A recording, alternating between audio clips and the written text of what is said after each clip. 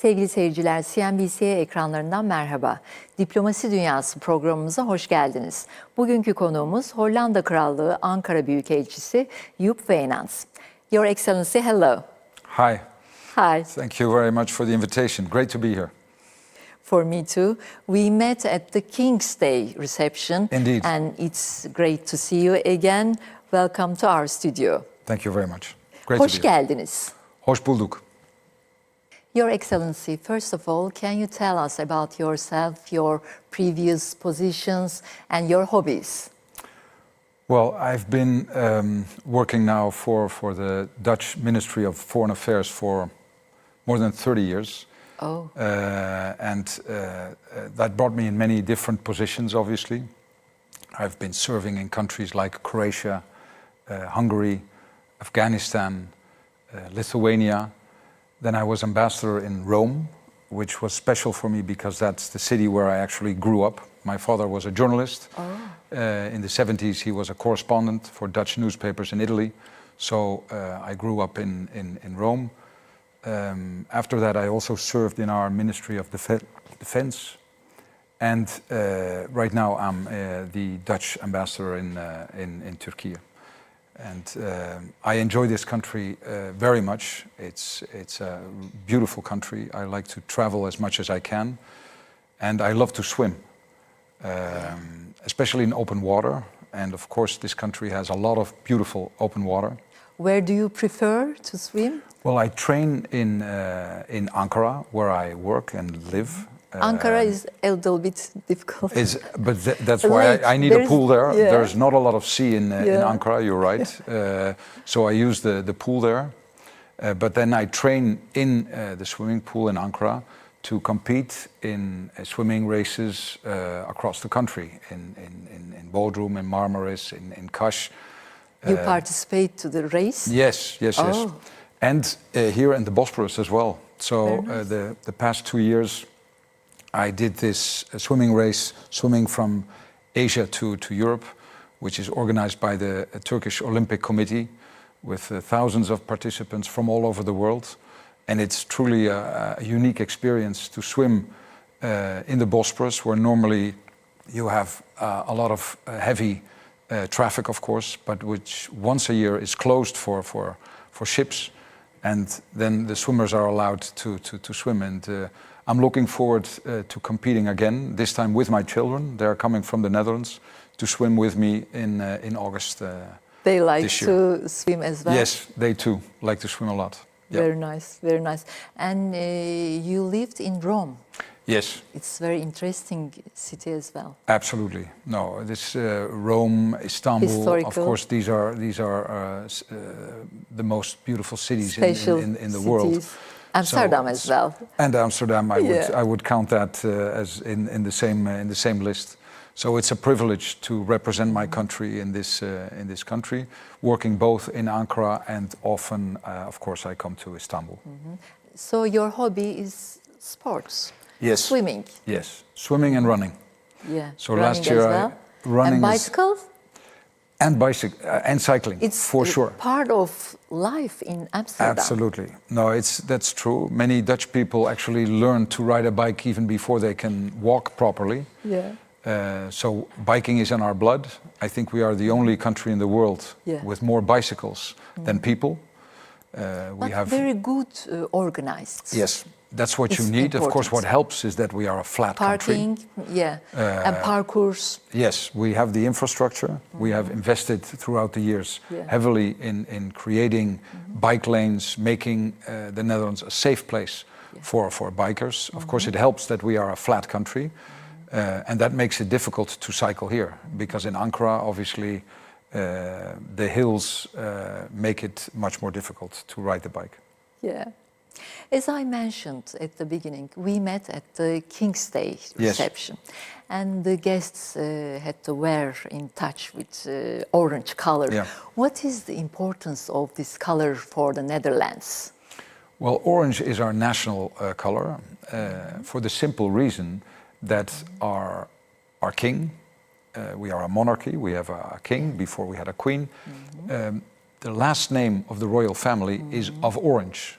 So the orange is in their last name.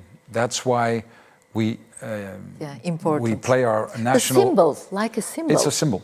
Yeah. It's a symbol like, for example, the tulip. The lale is a symbol. Yeah, as well. Yes, and we owe that symbol to the Turkish merchants. How did it start? When did it start? It started more than 400 years ago. Wow. When the Netherlands was one of the first countries to acquire trading rights with the Ottoman Empire. These trading rights were granted by the Sultan, and from then on, because the Netherlands was an interesting trading partner for the Ottoman Empire. So we go way back. We have a long history of trading, and you can see the trading volume right now also being very big. Yeah. On top of that, the Netherlands is also a big investor in Turkey. In fact, according to Turkish statistics, the Netherlands is the largest foreign direct investor in this country. We have more than 3,000 Dutch companies active in Turkey. But the interesting thing is it's a two-way street, because actually of all the destinations, most Turkish investments go to the Netherlands. Yes. So we are very strong relationships, business partners. Yeah, very nice. How would you describe the current state of diplomatic relations between Netherlands and Turkey? I think we have a very strong relationship. As I said, we go way back. Yeah. We have developed diplomatic ties over the past 400 years. We are strong business partners, as I explained, but we are more than that. We are also NATO allies, for example. Yeah. And NATO, of course, especially now, is more important than ever.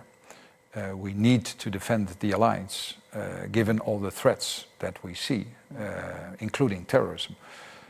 So we are strong business partners. We are allies in political and military terms. But what makes the relationship, I think, very special are the people-to-people contacts. The intensity, the volume of the people-to-people contacts, which has everything to do, of course, with the Turkish community in the Netherlands. That makes the relationship very special. Yeah. How do you assess Turkey's role in NATO and its relationship with the European Union? You started a little bit, but can you add something? The role of Turkey in the alliance, in NATO, is crucial. In defending the alliance as a whole, in defending the southern flank in particular, given the size and experience of the Turkish armed forces, the second biggest armed forces in NATO after the US, given the potential of the defense industry in this country. European security needs Turkey, and that's what makes this country so important also within NATO. Geographical position is important. That has to do with the geographical borders. Of course, and we see that now, for example, when it comes to the war in Ukraine, the crucial role that this country plays between Russia and Ukraine in implementing the Montreux Convention, closing the Bosporus for warships. This country plays a huge role, an important role in many aspects. Yeah. The Netherlands is one of the largest investors, as you mentioned, in Turkey. Why is Turkey an attractive partner for Dutch business people? What do you think? I think for many reasons. Some advantages. For many reasons. Yeah. You mentioned the geographical position, of course, positioned very well and between the east and the west. That makes it important. The size of the market, of course, plays a role. The high level of education, the fact that we have so many talented, highly educated people here, the high technology which is being developed here, the strong manufacturing sector in this country. So there are many reasons why, not only for the Netherlands but for many other countries, this is an interesting market. Yeah, there are a lot of academicians and students as well in Indeed. Netherlands, Turkish people. Yes, again, this is a two-way street as well. Not only a lot of Dutch investments here, a lot of interest, But also the other way around. You mentioned students, indeed. Erasmus, of course, is a very successful program, attracting a lot of foreign students, including Turkish students, to the Netherlands. We have the so-called Jean Monnet exchange program, which is postgraduate. Of all the destinations, the Turkish students choose the Netherlands the most as a place to do their postgraduate studies. What kind of academic and youth exchange programs are active now between Dutch and Turkish institutions? Many. Again, this is part of this intense network of people-to-people contacts. We have a Netherlands Institute in Istanbul, which organizes exchange in the field of research, archaeological research. We have many cooperation projects between Turkish and Dutch universities, for example, between Delft Technical University and Sabancı University, or between Bilkent and Twente University. Exchange, there are some they organize programs activities together. They exchange their expertise in many innovative sectors, including nanotechnology, for example. And there, especially in Sabancı University, nanotechnology we is join very forces. important. We see that we both have expertise, which is interesting for the other. We join forces. Universities know how to find the right partner in the other country. And this leads to very concrete and interesting results. Yeah. Which sectors do offer the most promising opportunities for future economic collaboration? There are many promising sectors we see, ranging from textile and circular textile, how to make the production of textile more sustainable, for example. There we can enrich each other. But that also goes for the sectors like nanotechnology, like I mentioned, high-tech sectors. Energy is another one, where we both have very interesting expertise. We are about to sign a letter of intent between the two governments that will lead to more cooperation in the field of energy as well. So many areas that we know how to find each other. How do you evaluate the impact of global inflation and economic uncertainty on trade between our countries? VUCA emission, you know. No, of course. I mean, the geopolitical situation, the economic situation in the world affects our economies. I think both Turkey and the Netherlands have open economies. We are dependent on trading, on doing business abroad. In fact, my country earns more than 1/3 of its national income doing business abroad. So we are a big investor worldwide, which also has to do with our very favorable investment climate in the Netherlands. And so that makes us successful on the one hand, but also vulnerable because we are dependent on the global situation. And so when times get rough, geopolitically or economically, we also run the risk of suffering. And that's why I think both Turkey and the Netherlands want to do whatever they can to contribute to stability in the world. Yeah.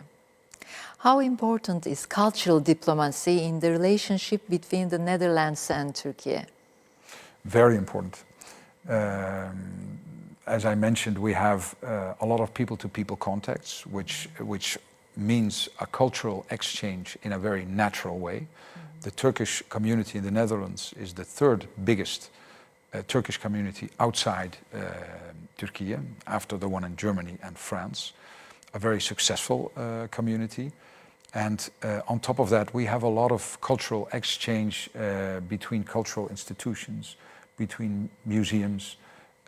We have a lot of exhibitions, concerts.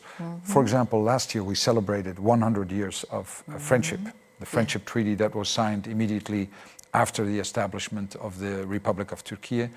We celebrated that with a lot of music, for example. We had concerts ranging from the famous Dutch Concertgebouw Kamerorkest that performed in beautiful theaters like Hierapolis here, or our famous soprano from the Netherlands performing in Side. Singer Karsu. And Karsu, of course, absolutely. She's very popular in both the Netherlands and Turkey. She is an ambassador for the Netherlands here and an ambassador for Turkey in the Netherlands. And she performed, absolutely, she performed to celebrate with us the 100 years. And she gave an open-air concert with more than 20,000 people attending in Ankara, which was a big, big success. And the Netherlands helped to the region, yes, for the earthquake. Of course, I think that's what friends are for. Yeah. When we saw the devastation 2 years ago in Hatay and in Maraş, etc., of course we wanted to help as well. And not only the government with search and rescue, with humanitarian aid, but also the Dutch people mobilized themselves.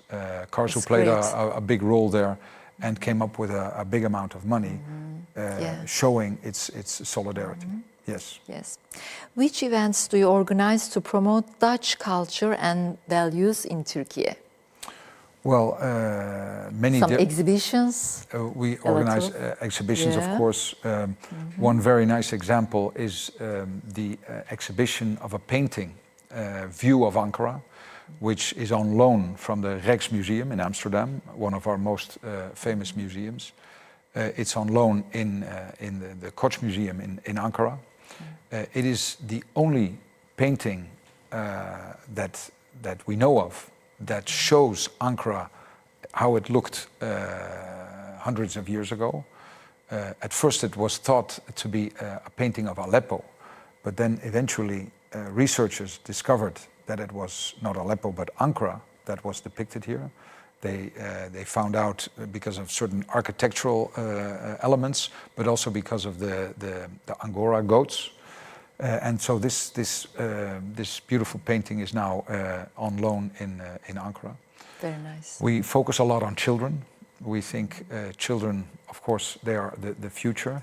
And for example, showing them Dutch children's literature and Dutch children's theater, translated from Dutch in Turkish, is something we do throughout the whole country, bringing children together. So many examples of concrete cultural exchange. Very nice. And your cheese are famous. Yes. Right? Of course. What kind of? Not only our tulips, but and wooden shoes and windmills, but also cheese is often seen as and agriculture is very important in your country. How did you succeed it? I think we have a very strong agricultural sector. In fact, we are the second largest agricultural exporter in the world. Yeah. And we're doing that in a country that has the size of Konya region, with as many inhabitants as Istanbul has. So we have a very intensive agricultural sector, which also comes with a lot of challenges. But I think the factors of success here are a strong cooperation between government, between business, between academic life, also focusing on innovation, because if we are technical methods, absolutely, and sustainable methods. Yeah. If we want this to be possible in the future as well, we need to make it more sustainable. So that's what we focus on right now. Yeah.